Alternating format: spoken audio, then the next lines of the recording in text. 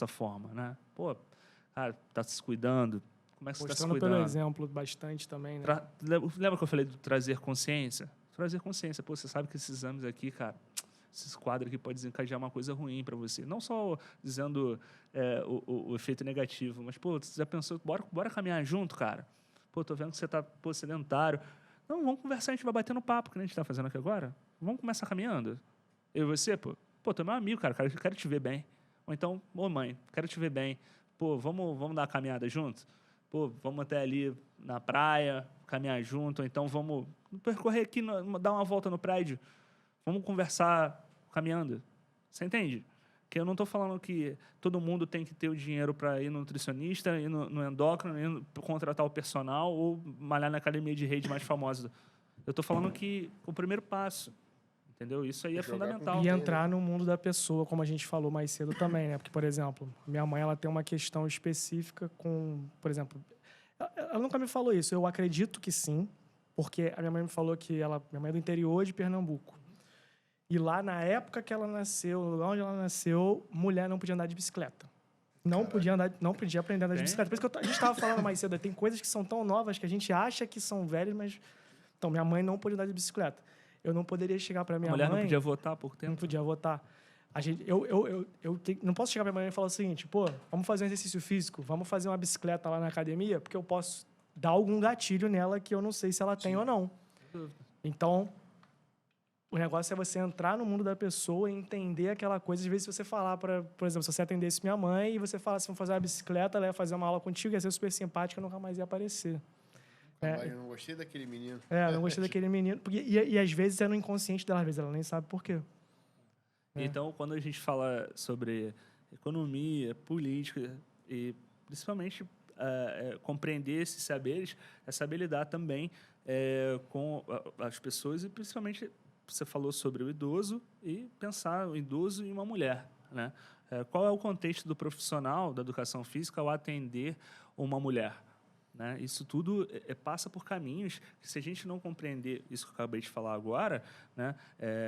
Tudo, o ambiente hostil, a gente está falando sobre aqui, os homens e tal, mas já vamos tentar imaginar, porque a gente não vai conseguir isso nunca, né? Tentar imaginar o que uma mulher pode passar dentro do ambiente da academia, né? Dos mais esdrúxulos possíveis, né? Que eu já tive a percepção. Então, pensar nisso também. É pensar na hora de colocar um aparelho, na hora de organizar uma sala de musculação, dentro de um aparelho que tem uma demanda maior de utilização da mulher, não colocar certa exposição, né? Saber lidar com as contingências, necessidades e objetivos dentro do contexto da mulher. Uma professora que, cara, que eu admiro muito lá do Fundão é a Ingrid Dias. Ela tem um livro destinado a grupos especiais, que é uma bíblia assim, para quem está começando na educação física e quer trabalhar com parte destinada a esse público, que é uma mulher sensacional. Então, é um pouco nesse parâmetro. O contexto... dos saberes que envolve também essa particularidade do dia a dia, né? Então, eu acho que isso é fundamental também para a gente trazer uma abordagem que seja melhor para sua mãe, para sua irmã, para sua filha, né? Então, a gente pensar nisso é fundamental também. Empatia, né? Sempre volta, né, para isso. Cara, uma pergunta. Por que tu fez educação física? O que te levou a fazer educação física? Perguntas difíceis. Só porque tu era magrinho? Eu lembro que ele era... Já era magrinho, na verdade. Caraca. Então, eu Nem lembro mais. Né? Se já fui magro, não me lembro. Não, eu lembro sim, terrível. Mas eu praticava muito esporte. Né? Eu gostava de praticar, apesar de não ser o excelente em um esporte em si, mas eu gostava de todos os esportes possíveis. Eu praticava, assim, apaixonado. Eu acho que é um pouco desse caminho que traça o profissional de educação física, né? Ou se encontra em um esporte específico, ou praticou esporte a vida toda. Mas uma particularidade que eu não fiz vestibular para educação física. Meu vestibular foi para farmácia. E eu, inclusive, em uma universidade eu passei, mas eu já estava em... Tomara que meus pais não vejam esse podcast. Mas eles não sabem. Eles vão ver. Mas eu passei pela farmácia, mas eu estava já morando na universidade rural e estudando lá. E eu decidi continuar. Eu acho que foi a melhor escolha que eu fiz. inclusive. Por quê? Na realidade, esse contexto da educação física, ele era permeado muito por essa questão do esporte. E eu acho que a educação física escolar, infelizmente, ela só é permeada dentro desse ambiente. E tem a particularidade que a gente está conversando agora e que poderiam ser trazidas dentro do contexto escolar a nível de conhecimento. Tem muito jovem que quer adentrar na academia, realizar exercício. Tem muito jovem que quer entender o que é suplementação. Eu estou falando de jovem de educação básica mesmo. Tem jovens que querem praticar além do próprio desporto em si. Mas existe um contexto que depois a gente pode falar com mais calma da história da educação física e permeia essa esportivização, né? O processo só destinado ao esporte, basquete, futebol e tudo mais. Você faz aquela didática. E, inclusive, uma coisa que eu critico bastante é essa separação, né, entre homem e mulher que eu vivenciei. Nós vencemos. Entre homem e mulher dentro da realização da atividade física. Que não concordo por motivos óbvios. Mas, enfim. E, a partir disso, eu fiz o vestibular. Só que, como assim? Você fez farmácia e fez vestibular para Rural Educação Física. Não tinha farmácia na Rural.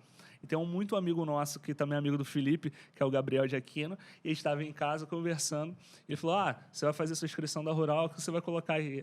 Coloca farmácia, vamos colocar farmácia. Aí ele, não tem farmácia não. Vou botar educação física para você aqui. E foi assim que aconteceu. A cara do Gabriel. E eu passei o vestibular da Rural, a cara do Gabriel. Ele, cara, você tem que fazer educação física, você tá louco? Você vive esporte. Vou ter que ir pra tu, e detalhe que nessa época, esse grande amigo nosso, hoje em dia... Trazer ele aqui. Vamos trazer. Inclusive, o Gabriel, com 15 anos de idade, a primeira vez que eu pisei no Teatro Municipal foi com o Gabriel tocando com o Martinho da Vila, voz e violão. Eu lembro dele, cara. Gabriel era assim... ainda é, né? O Gabriel... Não morreu, ainda é sinistro. O Gabriel, ele é da família do Baden-Powell, a nível de violão clássico. A família dele é toda música, então ele respira música há muito tempo. E a gente tinha essa particularidade nessa época, estava aprendendo algumas coisas com ele e tudo mais, mas, obviamente, a caminhada dele sempre foi a música. E aí eu fui para a educação física. Mas aí, quando eu entrei na Rural, eu me deparei com o Paulo, escrevendo o primeiro livro de musculação do Brasil e tudo mais, né? E um sujeito muito peculiar, inclusive, e um ótimo professor. Mas gostei muito dessa parte de treinamento. Aí eu falei, caramba. Aí eu comecei a treinar na academia da universidade, assim, enferrujado, uma demanda, fazer estágio, ele atendia uma galera muito doida, uns exercícios que eu nunca vi na vida, o que está acontecendo aqui. Enfim, aprendi muito nesse chão de academia, que tinha que montar o halter, né? Hoje a gente vê o dumbbell lá bonitinho, né? Já prontinho, a barra montada nas academias de rede.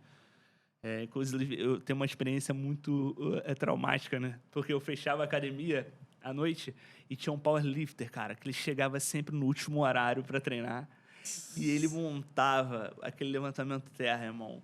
Cara, era muita anilha.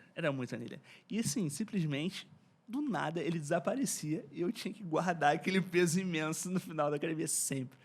Mas, enfim. Cresceu por causa disso, né? Cresceu por causa disso, né? Mas foi uma ele tava o legal. Riane com a espingarda esperando na porta do negócio. Falando, vai guardar não o peso hoje? Não vai entrar aqui, não. Hoje eu tenho vários amigos do Power, assim, cara, que eu admiro muito. Assim, uma outra vertente que vem crescendo bastante, tanto do público masculino como feminino. A Mayara, amigaça, pô, dá maior força também, dou maior força para ela também, que acabou de formar, professora também, era atleta do Remo, do Flamengo, hoje em dia ela é atleta do Powerlift. O Thiago é um aluno do Leblon, que ele começou a treinar musculação comigo, 17 anos, lá no Leblon, e aí ele falou assim, Rafa, eu vou pro Powerlift. Eu falei, tá bom, eu consigo te ajudar até aqui, né? Eu não tenho conhecimento suficiente para te avançar nisso. Você fez uma preparação legal, agora, Thiagão, eu te apresento esses daqui. E aí, ele, hoje em dia, ele foi 4º lugar do Campeonato Brasileiro, a nível da categoria Júnior, e foi o atual campeão carioca. Então, um menino muito dedicado, muito, um grande abraço para ele. E tem uma carreira muito bacana aí no Power. Então, assim, foi um pouco... Minha história é um pouco na educação física nesse sentido. Agora, como Ou que eu... seja, o Gabriel escolheu engenheiro. mas como é que eu saí disso, né? Dessa especificidade aí do treinamento de força para a educação, para o ensino, para a saúde, foi o que eu mencionei para vocês, né? Eu cheguei a um ponto que eu comecei...